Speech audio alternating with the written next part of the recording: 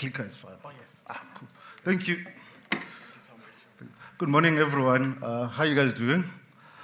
I hope you're fresh, after your first break. Can everyone hear me well, right? So when you're standing here, you don't see everyone. So you sort of assume everyone is looking at you, and you're not seeing them. But that's fine. So just to give you a bit of a quick intro in terms of, why I'm here, I thought I'll take on this topic because it's actually quite interesting, right? But also, it's part of my job, right? It's part of what I really need to do and actually crack this code and see if we can become successful as an organization. So largely telcos over the past, 20 years, right, have built mobile networks, right, across the whole world. And actually before that, normal telcos, or what we used to call incumbent telcos, used to build fixed networks, right? Back in the day, with just the telephone line, right, which was just a voice service. And over the years, that service evolved into data, and then mobile came into the fore and basically changed the game, right? Telkom is a prime example of that. We're the only sheriff in town at some point, right? And we didn't even have to have stores because you guys needed us. You needed us, right? And when you feel needed, you don't call. They call you, right? You actually had to come to us, and we'll take your order, and we'll think about it as well, and then see if we'll show up at your house and install that telephone, right? And that's what we used to do, right? And we made a lot of money, right? At the back of government grants, regulation that was friendly to us, and. However, the game has changed, right? MTN is in town. I'm sure they were here earlier on as well. I'm sure they spoke a lot about themselves. Vodacom, I think I saw George as I was walking in as well, but it's not there anymore, right? There's Cell C, there's Rain, and there's also MVNOs, right? Given that competition, the game has become much tougher, right? EBITDA levels are down, even the disposable incomes of just consumers, right? So everyone has to fight for almost every SIM card. When my kids ask me, what do you do? I say, well, I sell airtime. They're like, what? Yeah, that's what we do, right? So the game basically narrows down to just a SIM card. And how long can you get that customer to hold on to that SIM card, right? And actually utilize your network, because you've plowed in billions and billions and billions of rands into the ground, either via fiber or mobile. And that money has to come back, and someone must be paid, right? Shareholder returns must come as well. So now we have to actually start to think beyond connectivity, what it means for those customers, right? Just to give you a bit of worldwide context, right? I call this chaos, but it's actually organized chaos in essence, right? It works, but when you're sitting from the outside, it doesn't. It makes people very anxious. And if you think about just what's happening in the global economy with regards to just the war in Eastern Europe, right? It has impacted almost all of us, in essence, from a supply chain perspective, from just our own politics as well, right? In South Africa, we're almost faced with some sort of strategic decisions that we have to make politically, right? Do we remain with BRICS, or do we still continue with our friends in the West, right? Or do we actually chart our own path as a country or as a continent as well, right? It affects us, it impacts us. The inflation, at the back of COVID, I think you've seen it across the world. In Europe, they were struggling with it. I think they are still. In the US as well. And, interest rates are high, sky high everywhere, right? Because everyone is trying to manage the inflation, downwards. And those factors impact us in South Africa as well. And you would have seen, we actually have the highest rates in years. And, my father was telling me, actually, this is not the first time. In the early 90s, we're almost close to 20%, right? I think half of this room might not remember, right? Because some of us were just wet behind our ears.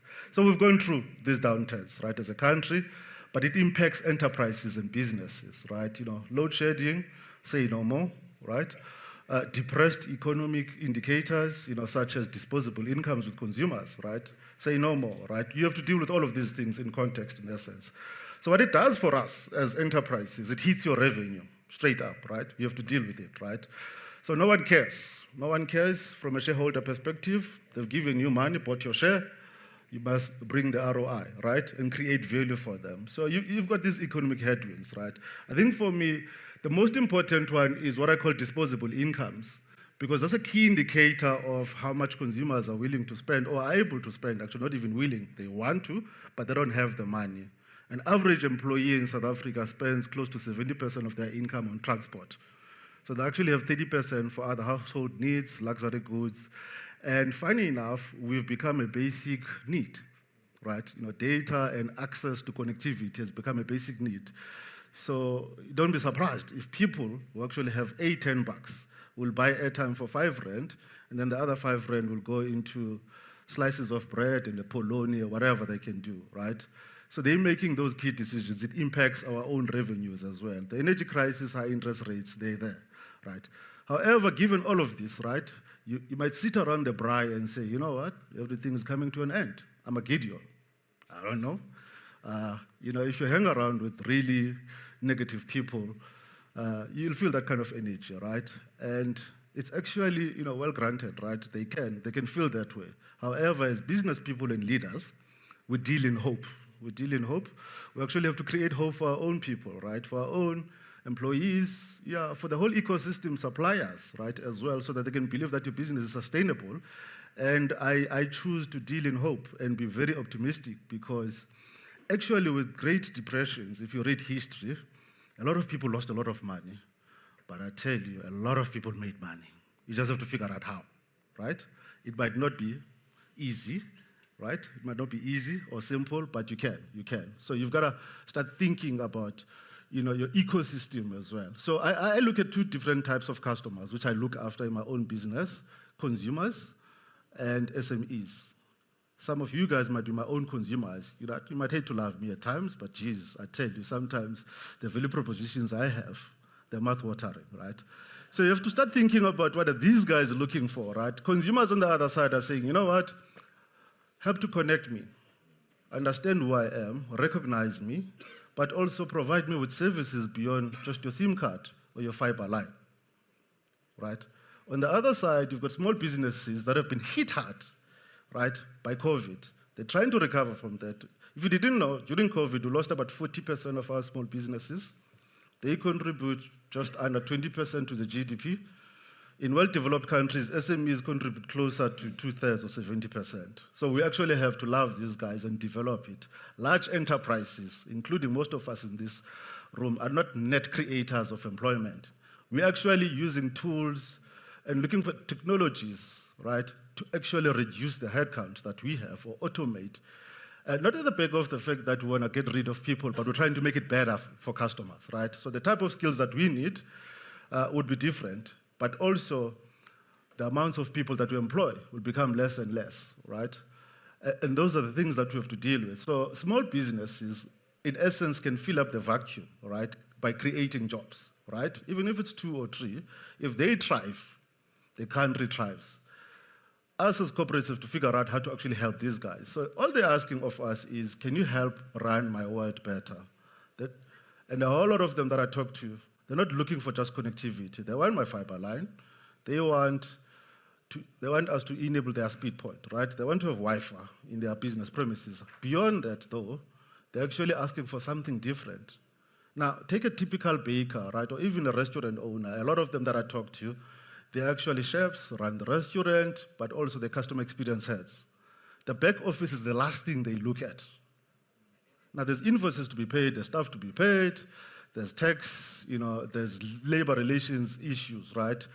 So that productivity at the back office is not really as efficient as it should be, because to them, they have to look after the product, which is the food, but also the customers to make sure that they enjoy the food. So how do you help those guys, right? A lot of them, as I talk to, they're looking for what I call cloud-based applications, right? Normally we'll sell them enterprise-grade applications, right? Even Office 365 for businesses, it's, I think, 3,000 for a business and about 1.5 for an individual. Guess what they do? They whip out their ID, buy the consumer one, right? However, the consumer solution doesn't meet their needs. So you have to start thinking about how do you actually help them, right, from a bulk procurement play, but also from a curatorship of the types of apps that they could potentially use for their own businesses, buy them at a better rate, and actually enable those businesses, right? So think about accounting packages such as Sage, right? Now there's Xero these days. there's actually small ERPs that actually could work well for small businesses such as Zoho, right? Office 365, can you aggregate this thing for them, right? So that they can buy these licenses cheaply from you, right? They're also looking for, IoT solutions as well. So there's a whole plethora of these products and services that you can start looking at and provide to small businesses. So I call this, the age of coordination for enterprises, right? I look at a consumer and I look at a small business enterprise and I say, if I'm the backbone of what they do, what else can I do to make it better for them, in essence? And telcos that do this very well will win the game, right? They will win the game because I don't just give you a SIM card, right? I give you other services because you use a SIM card to actually consume something. You either make a call or a voice call or access the internet, right? Get into the social media space or access your email. There's a plethora of these things. Some people are streaming a lot, right, via their mobile phones as well. And all of these services are not free. They're sitting on top of our networks. And in most instances, we ignore them as telcos, and they make money, lots and lots of money, with no infrastructure investment, zero, zilch. Actually, a lot of them are selling all of us here. You're either being sold, or someone is selling at you, right? If you're on social media, they're selling us. If you're on an e-commerce platform, they're selling to you, right? And that's the model. Works very well for these guys. So we have to start thinking about that and go beyond what we actually provide as telcos.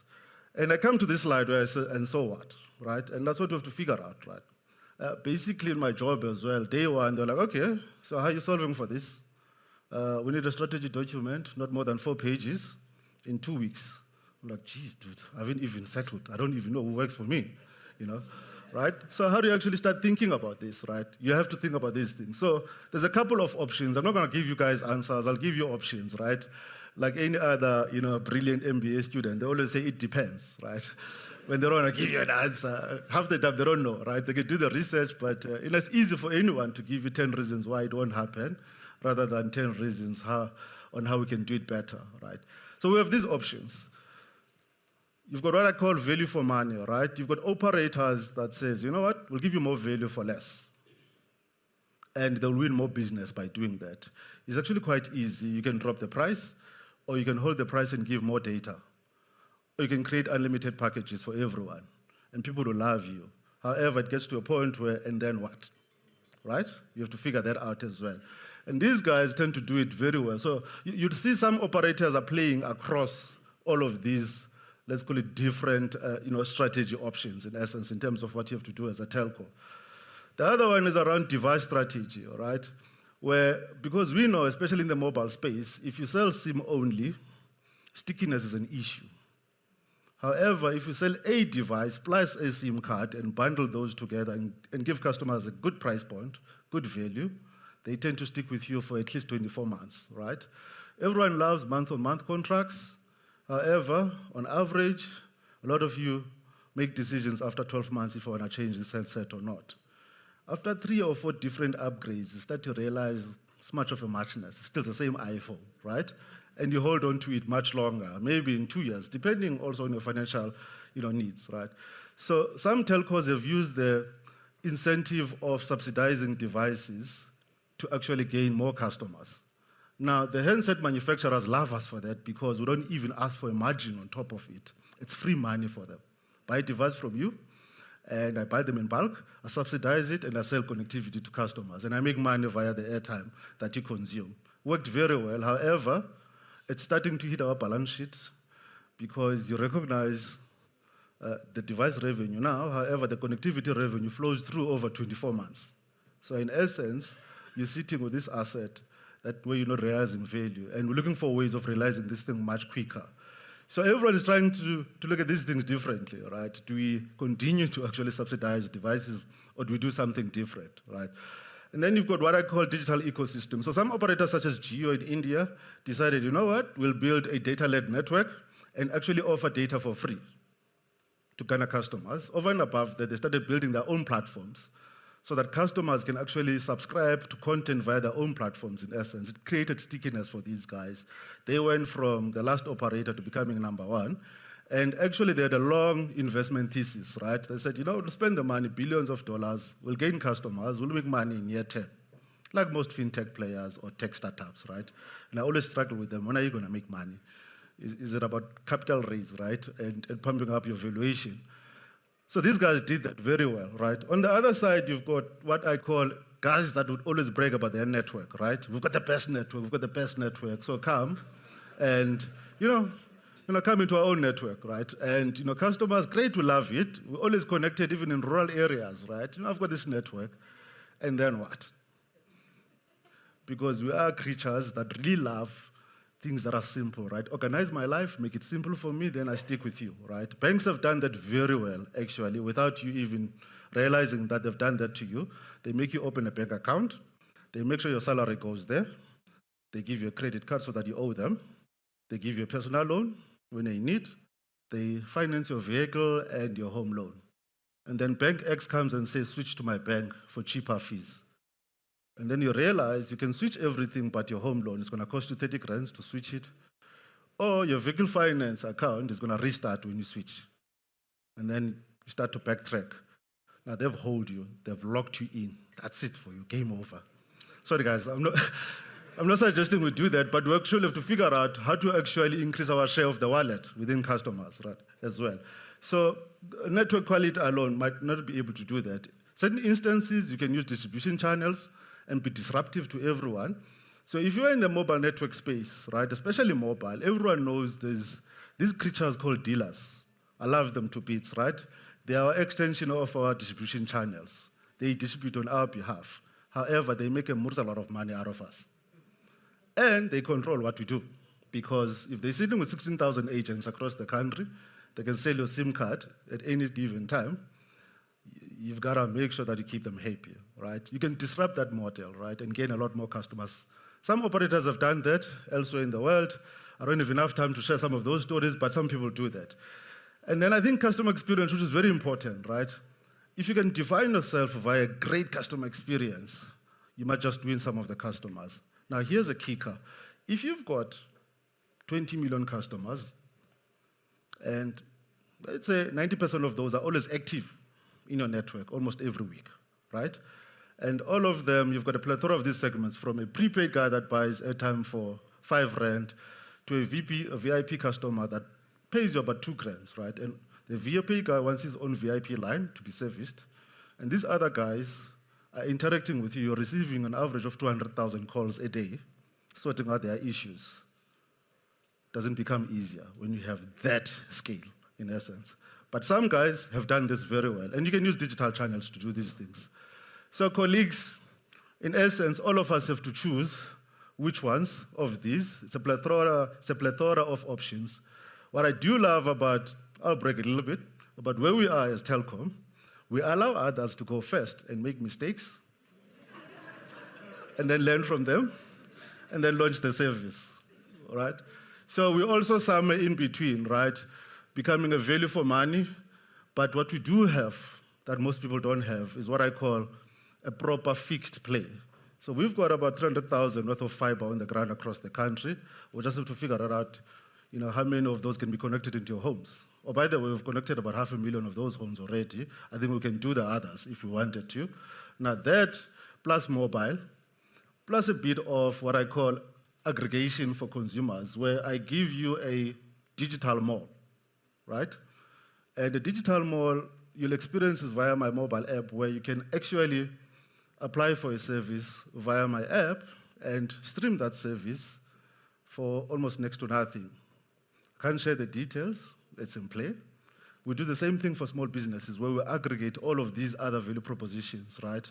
Such as the accounting packages, tax packages, HR, small ERPs, right? Office 365, just to allow these guys, and also digital marketing tools, such as if you want to run a Facebook campaign, you can run it via our own platform if you wanted to, directly into Facebook or Google. If you wanted a website created for you, you can create it and host it, right?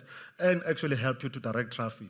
It's those small services. And all we're trying to figure out as an organization is, how do we create stickiness in the network and increase the days on the network for mobile customers? For fixed customers, which is fiber, how do we keep you in our own space for much longer by giving you services, right, that you'd normally go and buy them in singular format, but this time around we create a mall for you where you can just go online and buy all of these services and actually create a one bill for you and bill you on a monthly basis. If we can do that successfully, I think we would have won. What that does to us, it creates stickiness, but it also expands our own margins. At the core of everything, we're still a connectivity business. We'll earn money via these partnerships, but that's not the core of our own business. All we're trying to do, increase share of the wallet, expand margins, keep you long on the network. If you do that, then you might just get it right. And for every operator, it's different. If you're a listed company, there's certain market expectations from shareholders and investors in terms of where you should be as a business. And there's also customer expectations that override it all. Because without those guys, basically, you won't win. And it differs. You can do all of it, or one, but make sure you stay true to yourself, which is, what is your core business? Can you provide that seamlessly? Can the thing work, right? Is it working? Is my fiber line always on? Right? Is my mobile network always working? Can I be serviced when I'm calling you and I'm interacting with you? Can you give me a plethora of channels to use to interact with you, right? Now, just as parting words, someone said to me, you're investing so much money on technology and AI to solve your customer experience needs. And yet your strategy is to improve your customer experience. While you're doing that, you're associating it to a computer. Just think about it. I thank you.